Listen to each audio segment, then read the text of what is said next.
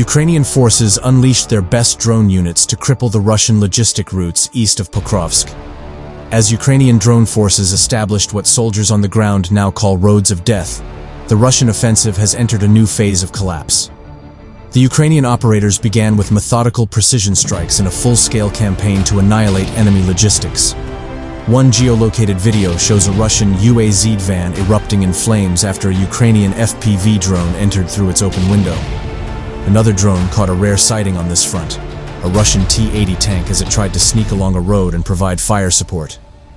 The tank was protected by additional cages and electronic warfare, yet it was still easily hit. Additional footage from the region shows the vast scale of the operation, with Ukrainian drones targeting Russian supply vehicles of all kinds. Vans, pickups, motorcycles, and even lone riders trying to deliver small batches of ammunition or rations to the front.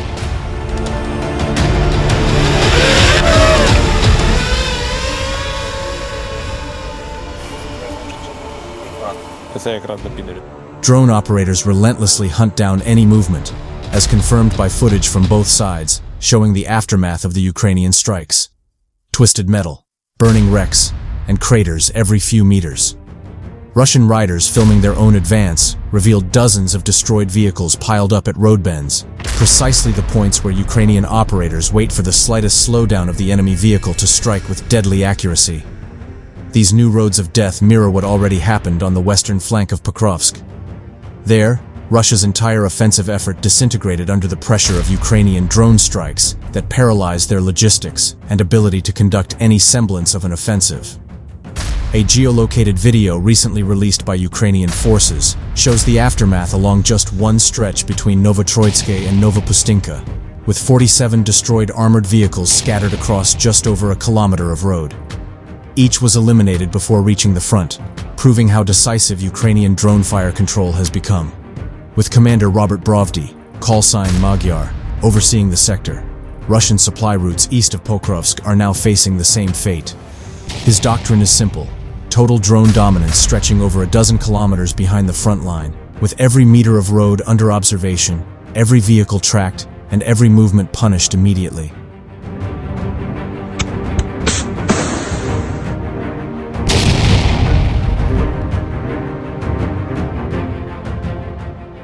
It is this Ukrainian tactic that turned the Western Front into a graveyard of Russian armor, and it is now repeating itself to the east. This coordinated drone campaign has forced the Russian military to completely rethink its tactics. The constant surveillance, long-range interdiction of convoys, and precision strikes on fuel and ammo trucks have left Russian commanders unable to sustain large-scale offensive operations. Motorcycles, once favored for rapid supply or evacuation, have proven equally vulnerable. One captured Russian soldier explained that even groups of 2 or 3 motorcycles are instantly targeted by Ukrainian FPV drones. Facing this, Russian tactics have devolved into infantry infiltration, tiny fire teams of up to 3 soldiers crawling through fields at night with thermal cloaks, hoping to evade detection. But Brovdy's units have adapted too. Ukrainian drones now prioritize infantry over vehicles, hunting down individuals to maintain what their commander described as the minimum monthly kill rate, which needs to be higher than Russia's ability to mobilize new soldiers.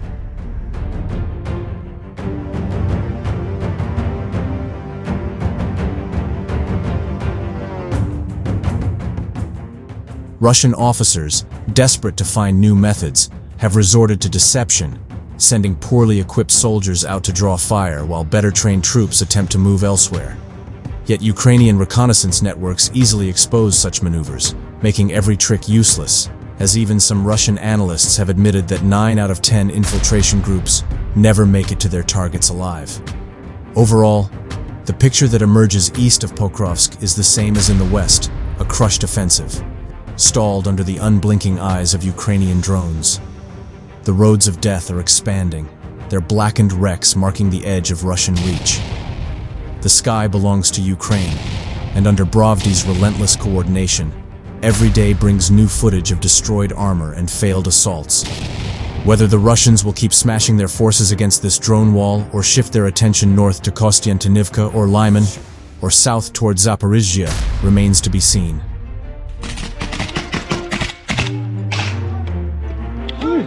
Ой,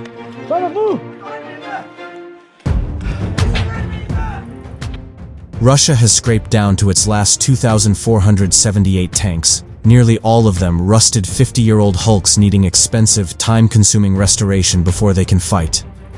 The tank crisis arrives as Russia pivots back to mechanized assaults after catastrophic infantry losses. That strategic shift exposes Moscow's dilemma. With 282,000 casualties since January exceeding recruitment capacity, Russia is choosing to trade steel for flesh tanks, have 3 crew versus infantry squads of 12 or more soldiers. But it's a trade that accelerates the drain on vehicle reserves. Analysts warn could force either mobilization or a fundamental change in approach by 2026. The tank dilemma was inevitable. Since widening its war on Ukraine in February 2022, the Russians have lost 17,000 tanks and other heavy vehicles. Meanwhile, they've built just a few thousand armored vehicles, many of which include major components borrowed from older vehicles. Case in point, most of the new T-90Ms rolling out of the Uralvagonzavod tank plant are actually heavily upgraded T-90As from the early 2000s, and those T-90A hulls may have run out recently. To avoid total demechanization, the Kremlin tapped its stocks of stored Cold War vehicles, but these stocks were finite, and now they're finally running low.